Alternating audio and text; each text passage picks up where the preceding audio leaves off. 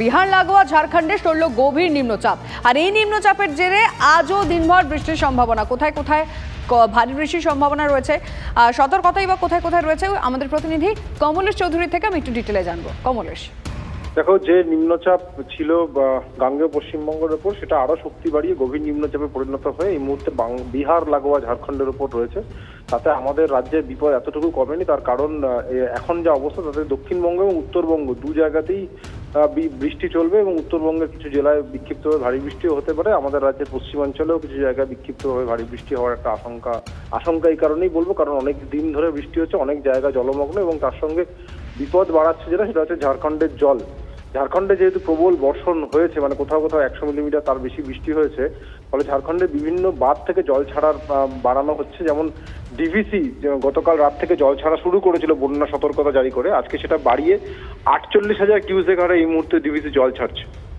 ইতিমধ্যে ডিভিসির যে জল দুর্গাপুর ব্যারেজে আসে, দুর্গাপুর ব্যারেজও প্রায় 70,000 কিউসেক হারে জল ছাড়ছে। ফলে হাওড়া, হুগলির অনেক জায়গায়, পূর্ব বর্ধমানের বেশ কিছু জায়গা, যে জায়গায় জামালপুর, এই চত্বরগুলো যেখানে ডিভিসির জল এলে পরে প্রতি বছর ডুবে যাওয়া একটা রুটিন হয়ে দাঁড়িয়েছে, এই জায়গাগুলোও কিন্তু বিপদ বাড়তে পারে। একই সঙ্গে বীরভূমের মাসাঞ্জোর ড্যাম এবং এদিকে গালুডি, উড়িষ্যা ঝাড়খণ্ডের দিকে যে গালুডি সুবর্ণরেখার ড্যাম রয়েছে, সেখান থেকে যদি জল ছাড়া হয় জলাধার থেকে, তাহলে আরো অনেক জায়গা নতুন করে জলমগ্ন হওয়ার একটা আশঙ্কা থেকে যাচ্ছে। ফলে আগামী 24 ঘন্টা অন্তত বেশ ক্রুশিয়াল। লিমা, বেশ নজর থাকবে। কমলেশ, ধন্যবাদ। বর্ষা পড়তেই মহেশতলা পৌরসভার সারদা পার্কে জলযন্ত্রণা। অভিযোগ, দীর্ঘ 20 বছর ধরে বর্ষা এলেই জল জমে যায় এলাকায়। জমা জলে দুর্গন্ধ ছড়াচ্ছে, সেই সঙ্গে সাপ থেকে বিভিন্ন পোকামাকড়ের ভয়।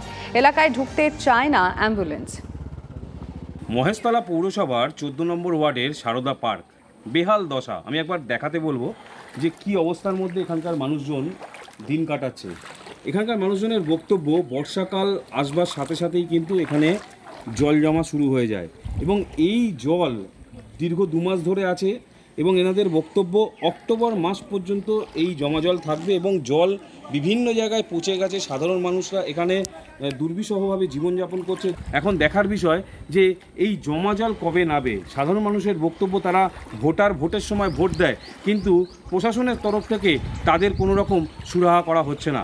মহেশতলা থেকে সৌভিক সরকার, TV9 বাংলা। জলযন্ত্রণা শেষ কবে, প্রশ্ন তুলছেন এলাকাবাসী। 25 বছর ধরে আমি আছি, খুবই জল। আমার প্রথম বছরে এসেই বাড়িতে জল ঢুকেছে, তারপরে আমি বাড়িতে চলে গেছি সেই বছরই। তারপরে যে আস্তে আস্তে উন্নতি হবে মনে হয়, তো উন্নতির কোনো লক্ষণ দেখছি না। বর্ষাকাল আসলে ভীষণ আতঙ্ক। কেউ ছোট বাচ্চা থেকে ধরে কেউ স্কুলে যেতে পারছে না, বাচ্চাগুলো সব আটকে আছে। স্কুল, অফিস, কাচারি, কতজনের গাড়ি আছে বলুন তো, যে সবাই গাড়িতে করে যাবে? 1 জুলাই বর্ষা শুরু হয়, এখানে জল জমা শুরু হয়ে যায়। আর এই জলটা থাকে আপনার পুজো অবধি, অক্টোবর। গর্তের ভিতরে জমিটা কিনেছে এবং যেটা বৃষ্টি পড়লেই বা কোথা থেকে জল এলেই ওটা ভর্তি হয়ে যাবে এবং ভর্তি হয়ে গেলে পরে ওই মানুষগুলোর অসুবিধা হয়। বিস্তীর্ণ একটা অঞ্চল, শুধু ওটা নয়, মহেশতলার প্রায় বিস্তীর্ণ অঞ্চল সবটাই আমাদের এখনো পর্যন্ত আমরা পুরোপুরিভাবে করতে পারিনি, মানে নিকাশি ব্যবস্থা করতে পারিনি। 826 কোটি টাকার একটা প্রজেক্ট হয়েছিল, সেটা হয়েছিল 2014 সালে এবং 2014 সালে সেটা হওয়ার পরে সেখানে যখন এই গভর্নমেন্ট এলো, বিজেপি গভর্নমেন্ট, তারা এসে এটাকে ক্যান্সেল করে দিল।